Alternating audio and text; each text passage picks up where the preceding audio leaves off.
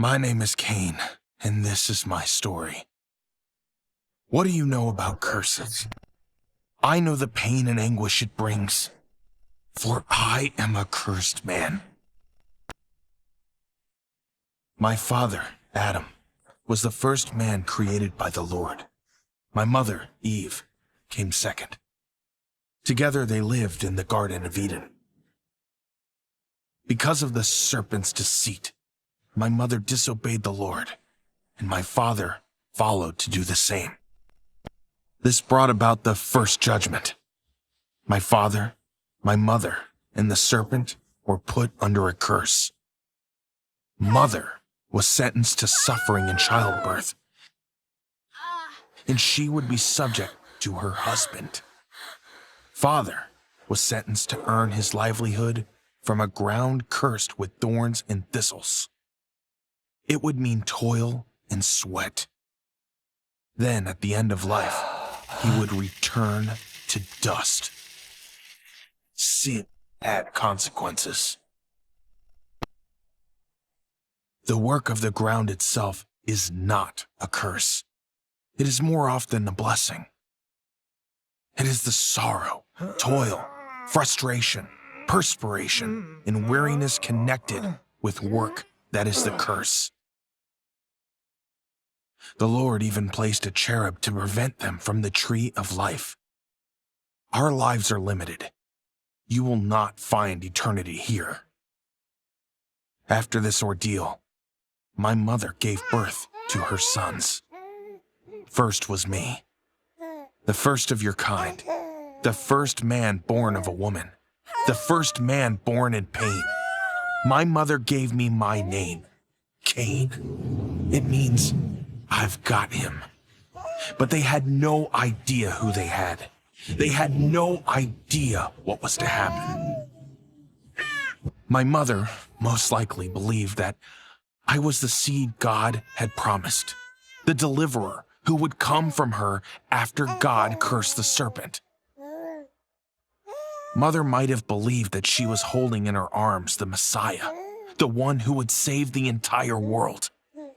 But in reality, she was holding a murderer in her arms. Then he arrived, my younger brother Abel. We gave offerings to God, and the Lord did not forget us. My younger brother Abel brought an offering of blood, the firstborn of his flock, and I brought an offering of vegetation, the fruit of the ground. The Lord had reverence for Abel and for his offering. It was not the same for me. For my offering, he had no regard. This made me very mad. I was furious. A dangerous combination. It was too much to bear. This is the type of pain that reaches your heart. And it showed. You'd take a single look at me and tell something was off. The Lord saw it too. And he came to me with questions and some answers. He asked me too precise. The Lord asked me, "Why are you so angry? And why do you look annoyed?" Then he cautioned me. He said, if I did well, I would be accepted. And he warned me that sin crouches at my door. He told me that sin desired me, and I had to master it. The Lord gave me no doubt that I would be accepted if I performed well. I had a choice. I could abstain from sin and be blessed. What do you think I did? Did I master this sin? Did I listen to the Lord? If I had listened, things might have gone differently. Then, a specific day came, a day that would change my entire life. I talked with Abel, my brother, about what God had said. And when we were alone, working in the field, I attacked him and killed him.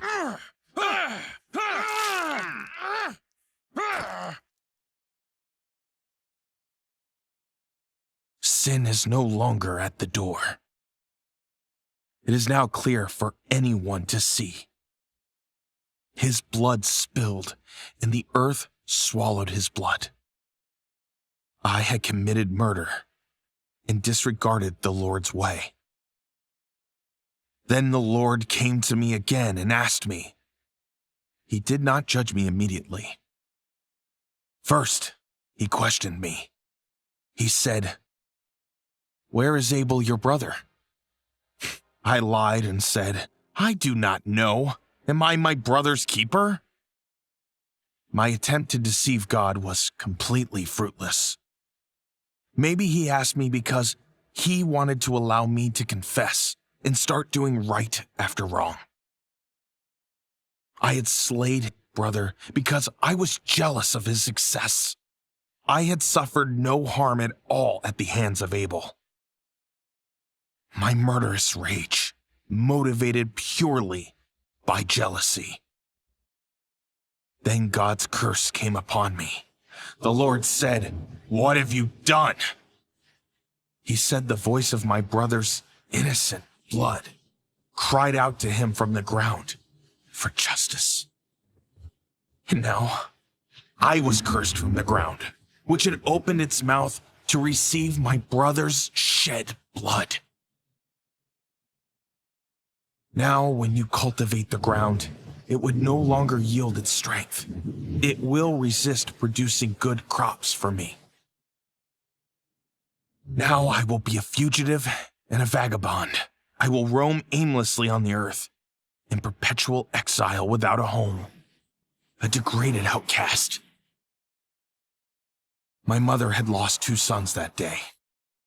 Not only was Abel gone, but now I would have to depart. Agricultural and field work are part of my life. How can I be a farmer if I had to roam with no goal? How could I be a farmer and a nomad? The curse upon me was the heightened curse of my father. If bringing forth food from the earth would be hard for him, it would be impossible for me. My father was driven from Eden, but I would find no resting place on all the earth. I am now a fugitive and a vagabond on the earth. I confessed and said to the Lord, "My punishment is greater than I can bear. Behold, you have driven me out this day from the face of the land, and from your presence I will be hidden, and I will be a fugitive and an aimless vagabond on the earth, and whoever finds me will kill me." I felt so bad about this punishment. Despite the gravity of God's ruling, I still received kindness. God did not want me to die at the hands of other people.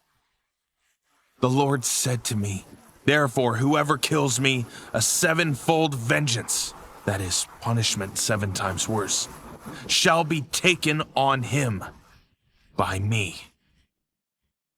As a result, God branded me with a sign that would identify me and serve as my protection. I went away from the presence of the Lord and lived in the land of Nod, wandering in exile, east of Eden. I knew my wife, and she conceived and gave birth to Enoch.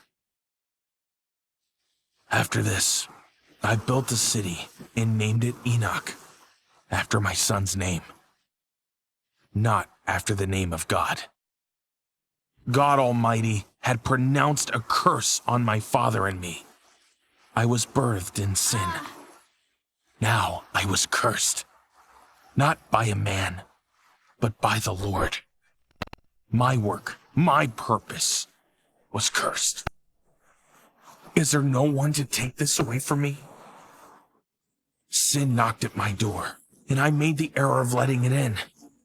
Now I am a cursed and marked man.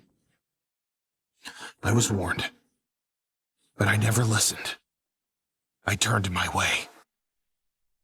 My life would have been very different had I paid attention to God. My name is Cain, and this is my story of murder and curses. This is my story.